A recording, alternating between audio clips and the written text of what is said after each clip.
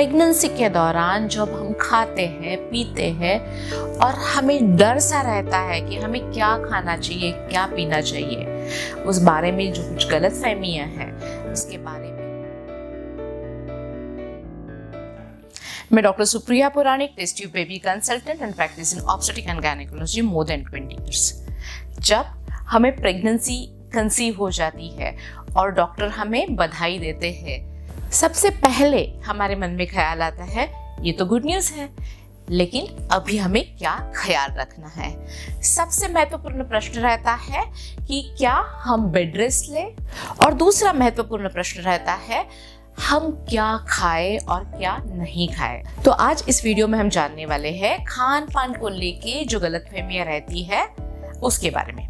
सबसे पहले मैं ये कहना चाहूंगी कि जब आप कंसीव करते हो, प्रेग्नेंट होते हो, तो हमें इजीली क्या मिलते हैं, बेकरी प्रोडक्ट्स, यानी कि ब्रेड रहता है, बिस्किट्स रहता है, केक रहती है, पेस्ट्रीज रहते हैं, बहुत सारे ऐसी चीज़ें रहती है जो बेकरी में हमें इजीली मिलती है। और हमारे परिवार वाले बोलते हैं कि आप थोड़ा रेस्ट करो, तो जो इजीली रेडी फूड है वो हमें खाने के लिए कहते हैं। लेकिन बेकरी प्रोडक्ट्स को मैं बेकार प्रोडक्ट्स कहती हूँ, क्योंकि बेकरी प्रोडक्ट्स में रिफाइंड फ्लोर रहता है, यानी कि मैदा रहता है, उसमें डालडा रहता है, मार्गरीन रहता है, शुगर रहती है, जो फैट इस्तेमाल होता है वो सैचुरेटेड फैट रहता है, वो हमारे सेहत के लिए बिल्कुल अच्छा नहीं है, इसीलिए आपको वो अवॉइड करना है। दूसरी महत्वपूर्ण बात, जब हम कंसीव होते हैं तो हमें फ्रूट जूसेस लेने के लिए कहा जाता है, लेकिन जो फ्रूट जूसेस बाहर वो कैंड और पैक्ड जूसेस मिलती हैं उसमें शुगर रहती है और प्रिजर्वेटिव्स रहते हैं। जो शुगर और प्रिजर्वेटिव्स मिलाए गए जूसेस है वो आपको बिल्कुल नहीं लेने हैं। उसके साथ ही आपको ये याद रखना है जो रेडी टू ईट रहता है, खाने के लिए कुकिंग की जरूरत नहीं रहती है, हल्का सा कुक करने से हम ये खा सकते हैं, ये भी नहीं खाना है, क्योंकि इसमें भी प्रिजर्वेटिव्स ज़्यादा होते हैं, वो आपके लिए हेल्दी नहीं है।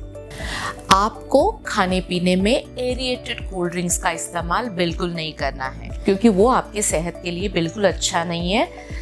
और चाय कॉफ़ी का सेवन भी आपको कम ही रखना है। हमारे खाने में अच्छी खासी मात्रा में लौह तत्व है, लेकिन चाय का उसके साथ जब हम सेवन करते हैं, खास करके ब्रेकफास्ट के दौरान, तब ये लौह तत्व एब्जॉर्ब नहीं होते, हमारे शरीर को वो नहीं मिलते और हमारे शरीर में हीमोग्लोबिन कम रहता है। और दूसरी महत्वपूर्ण बात कॉफ़ी के बारे में, कॉफ़ी में कैफीन रहता है, वो भी हमारे बेबी के लिए सही नहीं है, इसीलिए कॉफ़ी का भी इस्तेमाल आपको कम करना है।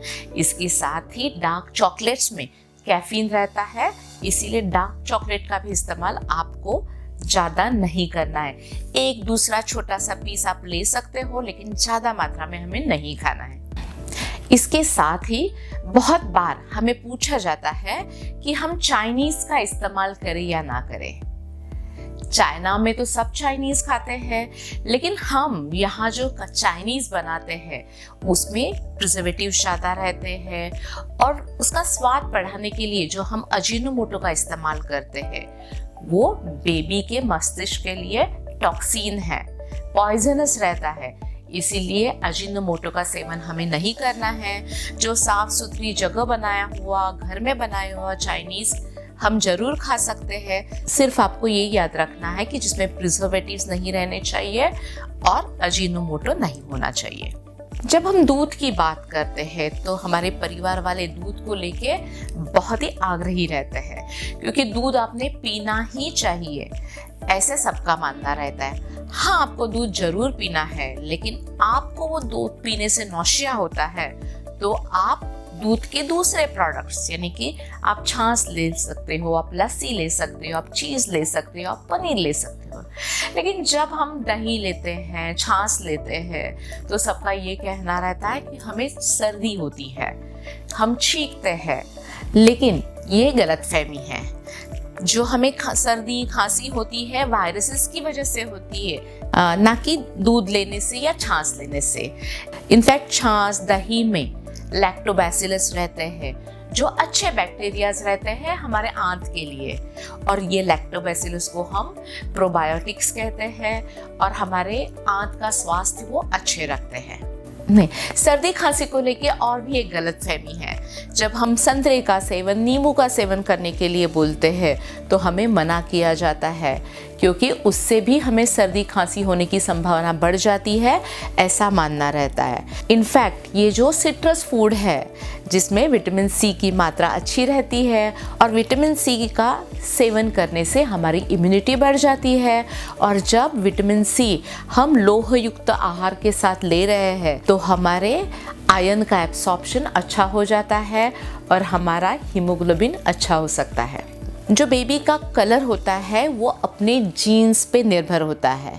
ऐसे भी हो सकता है मम्मी डैडी दोनों गोरे हो और बेबी सांवला हो, क्योंकि ये जो जीन्स रहते हैं ये सिर्फ माता पिता से नहीं आते, तो परिवार वाले किसी भी सदस्य से आ सकते हैं।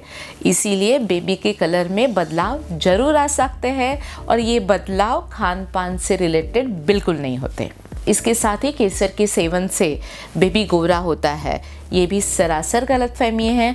हाँ, केसर लेने से थोड़े से फ़ायदे ज़रूर होते हैं, लेकिन दूध में जब हम केसर डाल के पीते हैं तो उसका स्वाद बढ़ता है, हम अच्छे से लेते हैं और थोड़ा शरीर को फ़ायदा भी हो सकता है। जब हम प्रेग्नेंट होते हैं तो हमें पहले तिमाही में मछली का सेवन, अंडों का सेवन, या आप नॉन वेजिटेरियन हो तो मांस का सेवन लेने से मना किया जाता है।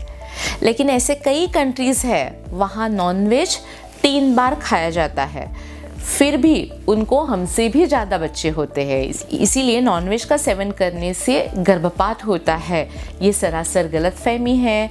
नॉनवेज में जो मीट रहता है उसे प्रोटीन बढ़ते हैं, हमारे शरीर के लोह तत्व में वृद्धि हो जाती है। तो आप नॉन वेजिटेरियन हो तो बिल्कुल चिंता नहीं करना, आप ज़रूर खा सकते हो। सिर्फ आपको एक ध्यान देना है कि वो ऑयली स्पाइसी नहीं होना चाहिए। आप दिन में 1 या 2 अंडे ज़रूर खा सकते हो। मछली का भी सेवन आपको करना है तो आपको ये देखना है कि हाई मर्क्यूरी कंटेंट वाले, यानी कि मैक्रेल जैसे फ़िश जो बड़े होते हैं वो आपको थोड़े कम खाने हैं। लेकिन आप मछली भी ज़रूर खा सकते हो। इनफैक्ट जो फैटी मछली रहती है इसमें ओमेगा 3 फैटी एसिड रहती है, जो आपके मस्तिष्क यानी ब्रेन की डेवलपमेंट के लिए मदद करती है। जब हमारे दिन ख़त्म होने आते हैं, यानी कि एक्सपेक्टेड डेट नज़दीक आने लगती है, तो हमारे परिवार वाले हमें घी खाने के लिए बोलते हैं, और ये घी, पूरी घी की बोतल आपको ये 10 दिन में ख़त्म करनी है, ऐसे हमें कहा जाता है। लेकिन घी का सेवन करने से हमारी नॉर्मल डिलीवरी हो जाएगी, ये सरासर गलतफहमी है। क्योंकि जो हम सेवन करते हैं उसका हमारे शरीर में, आंत में डाइजेशन होता है, और हमारी कैलोरीज में वृद्धि होती है और फैट में वृद्धि होती है। इनफैक्ट फैट बढ़ने से नॉर्मल डिलीवरी आसान नहीं होती, सी सेक्शन के चांसेस बढ़ जाते हैं। जब हम प्रेगनेंसी के दौरान हरी पत्तेदार सब्जियां खाने के लिए कहते हैं, हम स्प्राउट्स खाने के लिए कहते हैं, तो हमें मना किया जाता है, क्योंकि स्प्राउट्स हम जब कच्चे खाने के लिए कहते हैं तो वो कुक्ड नहीं रहते, इसीलिए हमें इन्फेक्शन हो जाएगा, ऐसी उनके मन में धारणा रहती है। जब हम सब्जियों के बारे में कहते हैं तो उसमें बहुत सारे पेस्टिसाइड, फर्टिलाइज़र रहने के चांसेस रहते हैं, तो वो भी हमारे लिए अच्छे नहीं है, ऐसे कहा जाता है। लेकिन आप ये फ्रूट, सब्जियां, स्प्राउट्स अच्छी तरह से धो के साफ़ करके जब लेते हो तो ये बिल्कुल नुकसान नहीं पहुंचाती। इनफैक्ट वो आपके लिए बहुत ही फ़ायदेमंद होती है, आपके और बेबी के स्वास्थ्य के लिए ये महत्वपूर्ण है। जब हमारी पहली तिमाही ख़त्म होती है तो हमें पूछा जाता है कि अभी हम ड्राई फ्रूट्स खा सकते हैं या नहीं, क्योंकि ड्राई फ्रूट्स गर्म होते हैं। लेकिन ड्राई फ्रूट्स गर्म रहते हैं, ये भी गलतफहमी है। बादाम, अखरोट, अंजीर, खजूर लेने से हमारी हीमोग्लोबिन की मात्रा बढ़ती है, हमें अच्छे पोषक तत्व मिलते हैं जो हमारे बेबी के स्वास्थ्य के लिए अच्छे रहते हैं। लेकिन जो भी हमें खाना है वो हम थोड़ी थोड़ी क्वांटिटी में खाएं, क्योंकि हम कौन सी भी अच्छी चीज़ ज़्यादा मात्रा में खाते हैं तो हमारे लिए वो नुकसान पहुंचा सकती है। इसीलिए जो भी आपको खाना है वो एकदम मॉडरेट क्वांटिटी में खाइए, लेकिन आप बिल्कुल डरिए नहीं, वो हम आपके लिए गर्म नहीं होती। आप पहले तिमाही में भी ड्राई फ्रूट्स खा सकते हो, फ्रेश फ्रूट्स खा सकते हो। जब हम फ्रेश फ्रूट्स की बात करते हैं तो फ्रेश फ्रूट्स, जब मैंगो का सीजन आता है, आम का सीजन होता है, तो हमें मना किया जाता है कि आपके लिए गर्म हो सकता है। पपाया की भी जब बात करते तो हमें बताया जाता है कि इससे आपका अबॉर्शन हो सकता है। लेकिन आप सही मात्रा में सब कुछ खा सकते हो। आम 1 या 2 दिन में खाने में बिल्कुल घबराने की बात नहीं।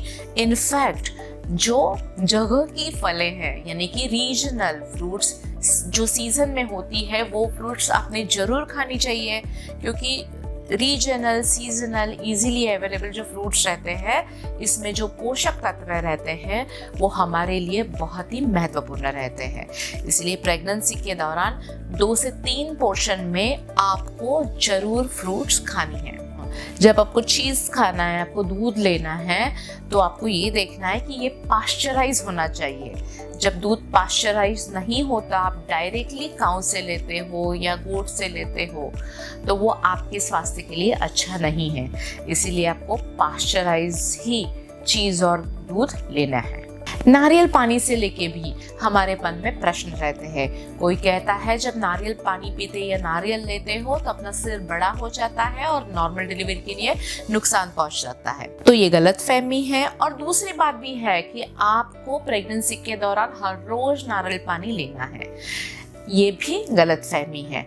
आप नारियल पानी जरूर ले सकते हो, लेकिन इसका कंपल्शन नहीं करना। हफ्ते में 1-2 बार आप जरूर ले सकते हो। नारियल पानी जब आप पीते हो तो आपको सिर्फ ये याद रखना है कि वो आपको सुबह के टाइम या दोपहर के टाइम लेना है, क्योंकि हम वो ज़्यादा मात्रा में लेते हैं। शाम में जब लेते हैं तो बार बार पेशाब के लिए आपको उठना पड़ता है। तो आज इस वीडियो में हमने जान लिया प्रेगनेंसी के दौरान जब हम खाते हैं, पीते हैं और हमें डर सा रहता है कि हमें क्या खाना चाहिए, क्या पीना चाहिए, उस बारे में जो कुछ गलतफहमियां हैं, इसके बारे में हमने जानकारी दी है। इसमें आपके कोई प्रश्न रहेंगे तो हमें जरूर लिखिए और हमारे ये pregnancy, gynaec, infertility, IVF related video जरूर देखते रहिए। धन्यवाद।